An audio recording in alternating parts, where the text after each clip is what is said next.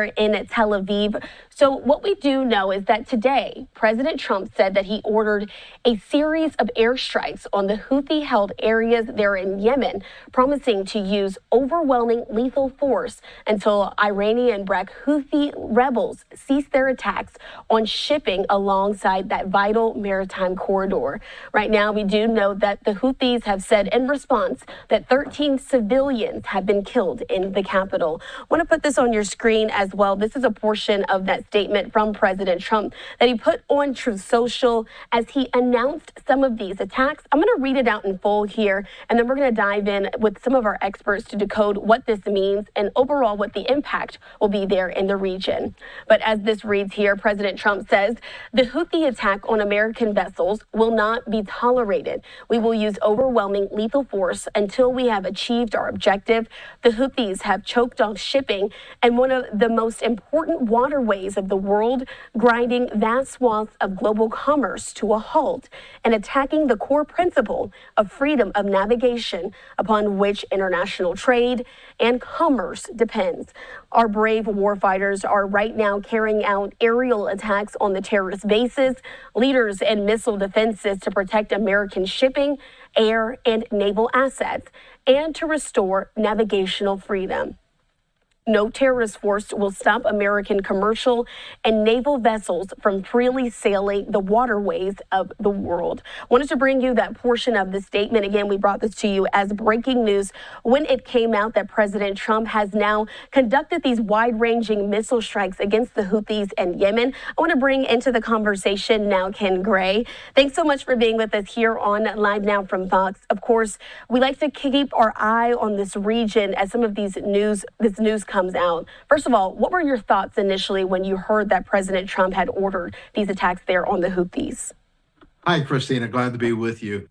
To me, this is something that should have occurred over a year ago. That is, the Houthis have been dominating the Red Sea, denying the use of the Red Sea for international commercial shipping. Billions of dollars have been wasted because ships have had to sail all the way around Africa to be able to get up into the European countries, into the United States, denying them the opportunity to be able to go through the Suez Canal. The Egyptian government has been reeling from the fact that they have not been able to get the money from shipping going through the Suez Canal. Now the Houthis have announced that they are going to resume their attacks on ships in that area.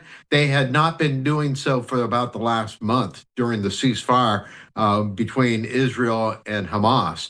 But now they have recently just announced that they were going to resume their attacks on ships. So President Trump has rightly said that we will not tolerate that.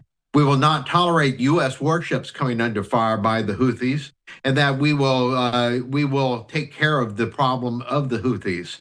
This is not a one-time strike like happened during the Biden administration. We're not going to see a few missiles or a few aircraft attack, and then that'll be it for the operation. This is attacks that will be ongoing for days to weeks.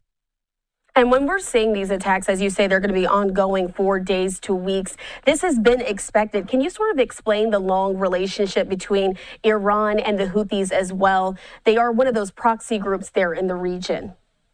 So the axis here of resistance, Iran runs a group of proxy countries, proxy groups throughout that area, all the way from Iran across to Lebanon, down into Israel with Hamas and the Islamic Jihad, and also with the Houthis.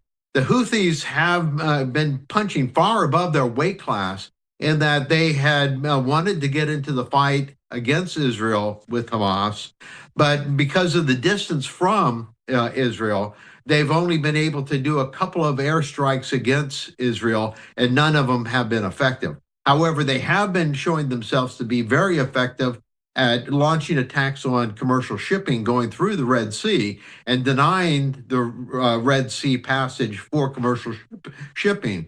And so they have been harassing shipping and have been a constant source of irritation, but they are finally going to be dealt with. So far today, attacks on them have been striking at things like radar installations or launching equipment or missiles. What actually has to happen is to make the Houthi leadership pay a price to seek out and neutralize their leadership in addition to their equipment. So a lot of their equipment has been put underground, so that denies them as easy targets. But the Houthi leadership should be targeted also.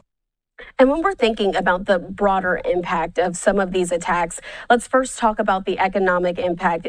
These ships, they are going through that region. It's a major thoroughfare, as President Trump said. Can you sort of talk about how that's impacting multiple countries, not just the United States, as it's a frequently used path for shipping? Yeah, all the goods that are passing from the Far East take that route through the Red Sea. So we're talking about impact on a lot of different countries' economies. Parts for cars, for instance, often have been had to be directed all the way around Africa, taking an additional month to get to their end use to be put into automobiles as they're being manufactured. Electronic goods coming from China has to be diverted all the way around like that around Africa. And so this has been an impact not only on the United States, but an impact on European countries across the board and an impact on the Far East. And so the Houthis are, as I say, are punching far above their weight class. They are having a real impact to be such a small group that barely controls the country of Yemen. They have split Yemen into the Yemen government and the Houthi government. And so they have been a constant source of irritation. Saudi Arabia had been fighting with them before they ended up making peace with the Houthis. The Houthis, as I say, wanted to be involved in the attack on Israel, but their distance made that very difficult. So they did the next best thing and tried to dominate shipping going through this area. And as we're continuing on here, we do know as well that the Houthis put out a statement saying that 13 civilians had been killed in the process. Of course, this is going to continue on. And we also know that the United States says that, according to officials, that they are the only ones who participated in this attack. Do you think that others of our allies will continue to jump into this fight as well? Or do you think this will solely be a U.S. action that's taking place for the time being?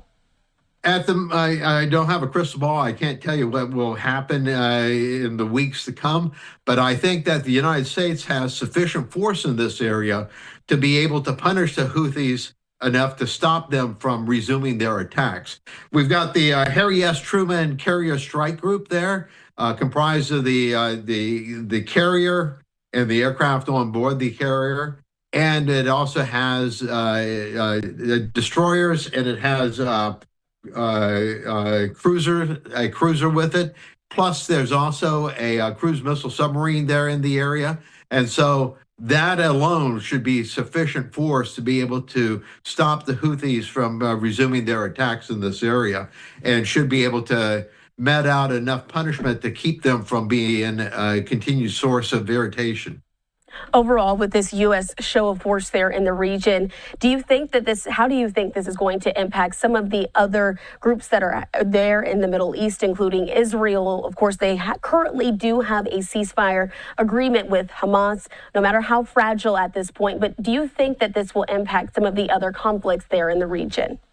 So the chief country that will be impacted by this is Iran. Iran is the puppet master pulling the strings on all the puppets. The Houthis being one of these puppets. They have been greatly damaged by the actions there in Syria, which Harakat with Hayat al Sham, HYT, overthrowing the Syrian government and denying Iran access to Hezbollah. And so this is another one of their puppets. So they don't have Hezbollah. Hamas is all but neutralized, and now they are losing the Houthis, which were constantly launching attacks on ships in the area for Iran. And now they've lost out on that group also. So Iran is the one that is actually, in addition to the Houthis, is going to be the country suffering the most from this. Again, putting up that portion of President Trump's statement as he talked about the U.S. conducting these strikes against the Houthis there in Yemen. We've been here with Ken Gray helping us to break down some of the latest headlines. Ken, before I let you go, any more thoughts that things and people who are listening now should be looking out for over the next few days after President Trump made this announcement? So the president said that we were going to have a continued set of operations against the Houthis. It will be interesting to see how the Houthis will react to that, whether they will continue to try to attack shipping in the area, or if they go to ground and stop. The civilian casualties are due to the fact that the Houthis are placing their weapon systems within civilian population areas. And so the human shields that are being used to try to protect their systems are the population in that area. So they, of course, will be also the ones suffering from this. But, this is long overdue. I'm surprised that it did not happen earlier, but the Biden administration was very, very reluctant to carry out any operations in this area. And they were constantly hamstringing the Israelis from taking care of Hamas. And the Houthis continue to be a problem because the Biden administration refused to do anything other than a couple of selective strikes on weapon systems.